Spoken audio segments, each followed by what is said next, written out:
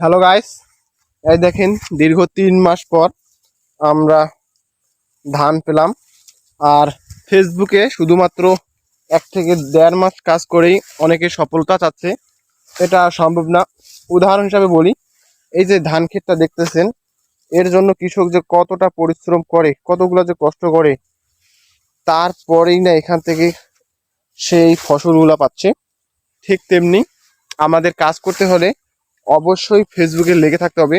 যার নাম হচ্ছে চেষ্টা। চেষ্টা করলে আপনি সফলতা পাবেন, তাছাড়া পাবেন না। আর প্রথম যে বিষয়টি, কারো কোথায় কান দেওয়া যাবে না।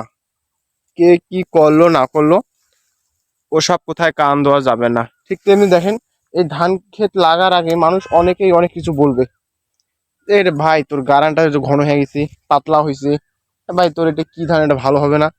দেখেন এখন দেখেন ফসলটা আসার পর দেখেন লুকটা একবার দেখেন, খুবই অসাধারণ, মনোমুগ্ধকর। ঠিক তেমনি কোনো মানুষের কোথায় কান দেওয়া যাবে না।